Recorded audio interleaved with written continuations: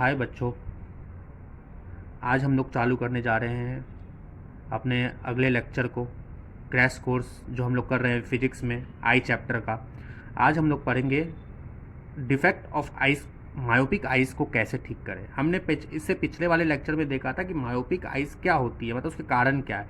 हमने प्रॉब्लम देख लिया था, अब उसका सॉल्यूशन ढूंढना है। तो एक डायग्राम है, इस डायग्राम को आप देख लीजिए और अच्छे से इसको आप अपने नोटबुक में बना सकते हैं और एग्ज़ाम में ये पूछे भी जाते हैं। तो सबसे पहले तो हम समझ लेते हैं कि मायोपिक आई को कैसे ठीक किया जाएगा। अगर हम लोग माने तो हम लोग की आँख खराब होती है तो हम लोग कहाँ जाते हैं? आँख वाले डॉक्टर, आई डॉक्टर के पास जाते हैं, आई स्पेशलिस्ट के पास। तो वो क्या बोलता है? आपको चश्मा लगेगा। एक्चुअली इस चश्मे में होता क्या है? एक ग्लास होता है, वो ग्लास लगा के दे देता है और हमें सब कुछ दिखाई देने लगता है। लेकिन इसका प्रोसीजर क्या है, कैसे समझ में आता है कि कौन सा चश्मा लगेगा, क्या लगेगा? तो वो हमें आज यहाँ पता चलेगा। मायोपिक आई में हमने क्या देखा था कि दूर की चीज़ें नहीं दिखाई देती है, फार डिस्टेंट थिंग हम लोग नहीं देख पाते हैं। तो उसको ठीक करने के लिए डॉक्टर्स ये क्या करते हैं, हम लोग सॉल्यूशन लेके आए कॉनकेव लेंस का। ये कौन सा लेंस है? हमने बताया था ये गड्ढे है, तो इसलिए क्या इसको क्या कहते हैं? Concave lens. तो हम लोग कॉनकेव लेंस का यूज़ करते हैं। पहले हम लोग सबसे पहले प्रोसेस समझेंगे कि कैसे ठीक होता है, उसके बाद हम इसको नोट डाउन करेंगे। तो कॉनकेव लेंस का यूज़ करते हैं। क्या होता है, जैसे हम लोग पहले पढ़ा था, क्या पढ़ा था कि इंसान की जो दूर से जो रेज आती है, एक्चुअली रेज ही आती है, वो हमारे आईलेंस पे पड़ती है और मायोपिक आइज में वो इन फ्रंट यहाँ बन जाती है, जो हमने पिछले डायग्राम में देखा था, मैंने आपको दिखाया था। ठीक है। अब हमें क्या करना, उस इमेज को रेटिना पे बनाना है। तो हम पहले क्या करेंगे, एक रेज आएगी दूर से जो गिरेगी सबसे पहले कॉनकेव लेंस पे। कॉनकेव लेंस क्या करेगा? कॉनकेव लेंस रेज को याद रखना डाइवर्ज करता है। दो चीज होती है, डाइवर्ज और कन्वर्ज। कॉन्वेक्स लेंस कन्वर्ज करता है, कॉनकेव लेंस डाइवर्ज करता है। तो वो सबसे पहले क्या करेगा, उस रेस को डाइवर्ज करेगा मतलब क्या, वो रेस वापस इस पीछे वाले फ्रंट पे आएगी टकरा के, और वो यहाँ एक इमेज बनाएगी। वो इमेज कहाँ बनाएगी? ये यहाँ पे ही इमेज क्यों बनाई? ये इमेज वहाँ बनाएगी उस जगह पे जो उस मायोपिक आई का डिस्टेंट पॉइंट होगा। फिर से मैं समझाता हूँ। हमने पढ़ा था कि डिस्टेंट पॉइंट किसी भी आंख के लिए इन्फिनिटी होता है, लेकिन मायोपिक केस में क्या होता है, वो डिस्टेंट ऑब्जेक्ट इन्फिनिटी नहीं होता है, उसका घट जाता और कुछ स्पेसिफिक पॉइंट हो जाता। फॉर एग्जांपल, मैं एक शब्द में बात करूं तो मान लेते हैं मेरे आंख की विजन, नॉर्मल सबकी आंख की विजन 100 मीटर की है, लेकिन मायोपिक आई वालों की 50 मीटर रह जाती है। वो सिर्फ 50 मीटर तक क्लियरली देख पाता, लेकिन अगर नॉर्मल कंडीशन होती तो वो 100 मीटर तक देख सकता था। उस केस वही है कि नॉर्मल आई वाले इन्फिनिटी तक देख सकते हैं, लेकिन मायोपिक आई वालों की डिस्टेंट ऑब्जेक्ट देखने की क्षमता इन्फिनिटी से घट के कुछ लिमिट हो जाती है। मतलब वो लिमिट तक, उस जगह तक वो क्लियरली देख सकता है, उसके बाद वो नहीं देख सकता। तो कॉनकेव लेंस क्या करता है, दूर से जो रेज आ रही है, इन्फिनिटी से जो रेज आ रही है, वो उसको उसके फार पॉइंट, मतलब उस आंख का, मायोपिक आंख का जो फार पॉइंट है, उस पर वो क्रिएट करता है। क्या करता है कॉनकेव लेंस? जो दूर से रेज आ रही है उसको वो डाइवर्ज करके उस आंख के, मायोपिक आंख के डिस्टेंट ऑब्जेक्ट का जो पॉइंट है, जो आंख उतनी दूर तक देख सकता है, उस पॉइंट पे वो एक डाइवर्ज करता है रेज को, और क्या बनाता है? कॉनकेव लेंस है तो वो वर्चुअल इमेज बनाता है। मतलब यहां वर्चुअल इमेज बना। अब क्या होती है, ये रेज वो यहाँ से जाती है, फिर कॉनकेव लेंस पे गिरती है और फिर वो इमेज बनाती है। देखो, वो यहाँ पे उसने इमेज बना दी। अब वो आंख तो इस दूर ऑब्जेक्ट को देख सकता है क्योंकि इसका तो डिस्टेंट पॉइंट पे है ये, तो अब वो देखेगा। तो एक्चुअली क्या देख रहा है, अब हमें क्या समझ में आ रहा है इससे, कि एक्चुअली वो इमेज को देख रहा है। उस आंख के लिए वो ऑब्जेक्ट है, लेकिन एक्चुअली में क्या है, वो एक इमेज है। वो इमेज कैसे बना? वो इमेज बना कॉनकेव लेंस के थ्रू। कॉनकेव लेंस ने दूर से जो रेज आ रही थी उसको उसने सबसे पहले डाइवर्ज करके वर्चुअल इमेज बनाया। कहाँ बनाया? उस आंख के, मायोपिक आंख के डिस्टेंट पॉइंट पर। और चूंकि वो डिस्टेंट पॉइंट मायोपिक आइज का था, इसलिए वो आंख उस ऑब्जेक्ट को देख सका। इस तरीके से हम लोग चश्मा लगा के, जिसमें कॉन्केव लेंस का यूज़ करके हम लोग डिस्टेंट इमेज को देख पाते हैं, दूर की चीज़ों को भी देख पाते हैं। कैसे देख पाते हैं, समझ में आ गया होगा कि वो कॉन्केव लेंस दूर की ऑब्जेक्ट की रेस को वो उस आँख के डिस्टेंट पॉइंट पे बना देता है, जो कि आँख वो आराम से देख सकता है। तो ये समझ में आई थिंक आ गया होगा। मैंने आपको 3-4 बार ये समझा दिया है कि कैसे क्या वर्क करता है कॉन्केव लेंस को। फिर भी आपको दिक्कत होगी तो आप मुझे कमेंट में ज़रूर पूछ लीजिएगा, मैं 1-2 बार और समझाऊंगा। अब इसको हम लोग क्या करते हैं, अब एग्जाम में तो ऐसे चलेगा नहीं, अब हमें इसको लिखना भी पड़ेगा। तो इसको हम लोग लिखते हैं, कैसे लिखेंगे, तो देखो पहले तो क्या, मायोपिक आई इज या can be corrected by using, myopic eye को ठीक किया जा सकता है किसके यूज से, बाय यूजिंग कॉन्केव लेंस। और लेंस कैसा होना चाहिए, हैव सुटेबल पावर। वो है ऑब्वियसली, हम लोग जब आते हैं ना, कहते हैं ना कितना पावर का लगेगा चश्मा, उतना पावर का चश्मा लगेगा, तो वही होता है, हैव सुटेबल पावर। कहाँ रखेंगे इसको, is placed in front of myopic eyes. Obviously आंख के पास में, सामने में लगेगा, ये पीछे तो लग नहीं सकता, in front of myopic eyes. अब क्या होता है, अब फंक्शन लिख देते हैं अपने लोग, देन पैरेलल रेज, ऑब्वियसली वो रेज पैरेलल होती है, आपको तो ये पता होगा पैरेलल का। देन पैरेलल रेज कमिंग, कहां से आ रही है, आर कमिंग फ्रॉम, कहां से आ रही है, distant object, distant object are first, पहले क्या होगा वो, आर फर्स्ट डाइवर्ज, डाइवर्ज होगा, आर फर्स्ट डाइवर्ज किसके द्वारा होगा, by the concave lens, concave lens. Due to diverging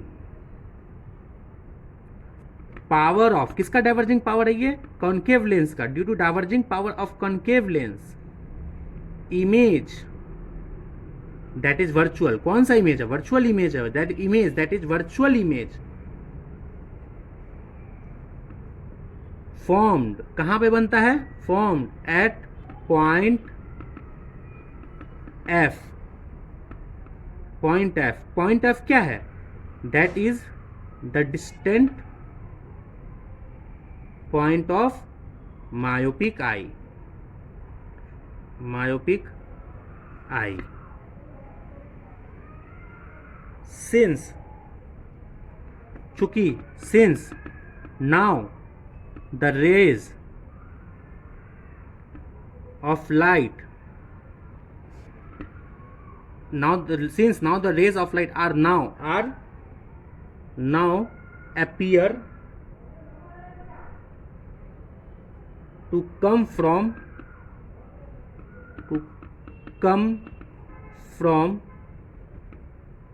eyes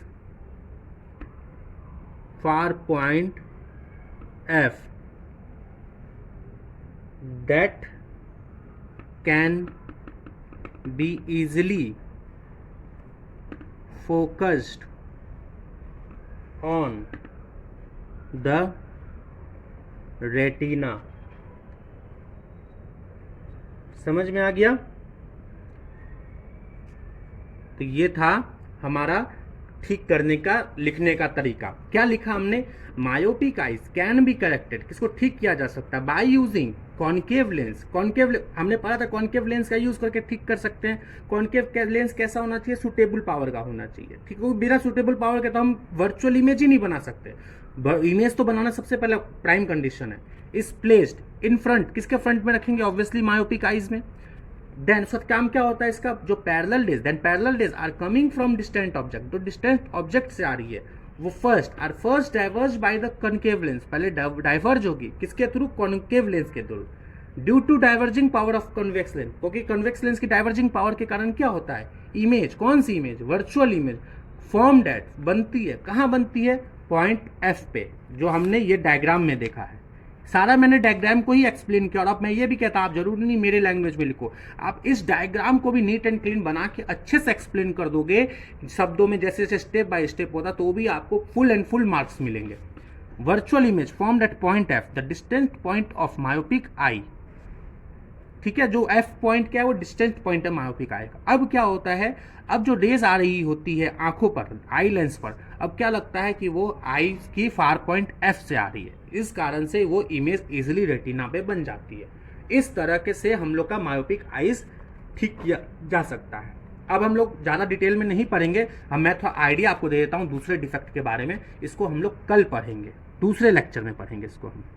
मान लेते हैं दूसरा है हाइपर मेट्रोपिया, या इसको कह सकते हैं लॉन्ग साइटेडनेस।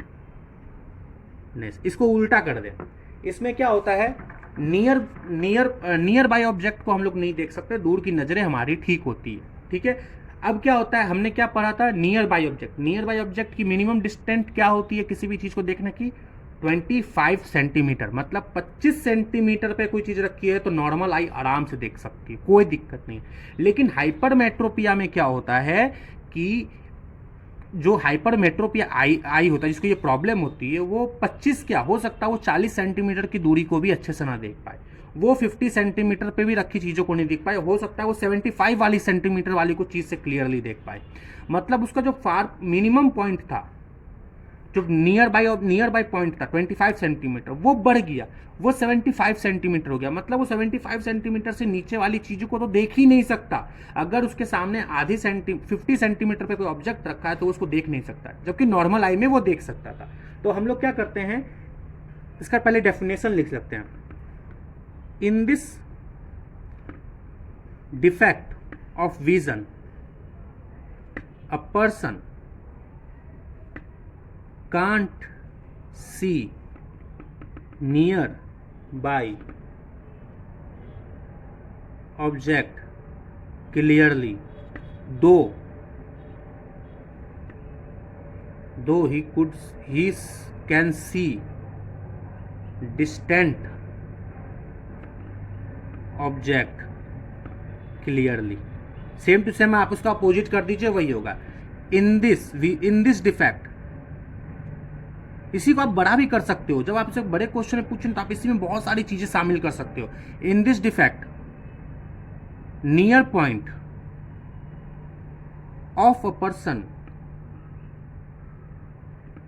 इज इंक्रीज्ड, वो बढ़ जाती है, ठीक है। जो 25 सेंटीमीटर होती है उससे बढ़ जाती है, ठीक है। इंक्रीज्ड फ्रॉम किससे बढ़ जाती है, 25 सेंटीमीटर, ठीक है। ये होता है हमारा हाइपरमेट्रोपिया। इसका आज सिर्फ मैं कारण आपको 2 लिखा देता हूं, उस कारण को मैं अगले लेक्चर में एक्सप्लेन करूंगा। It is caused due to, अब जो हमने उसमें पढ़ा था ना, इसका अपोजिट यहाँ पे आ जाएगा, मतलब एक दूसरे से लिंक। आप मायोपिया पढ़ लोगे तो आपको हाइपरमेट्रोपिया पढ़ने में बहुत ईजी होगी।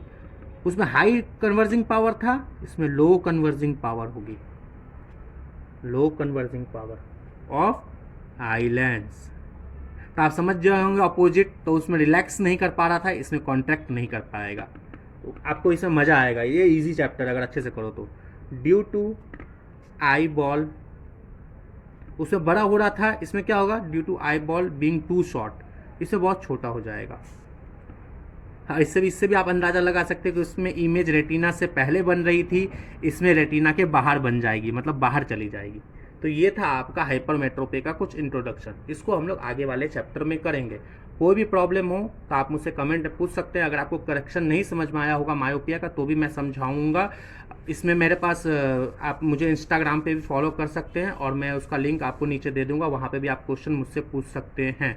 कोई भी दिक्कत हो कमेंट करिए, मैं आपको सारा बता दूंगा।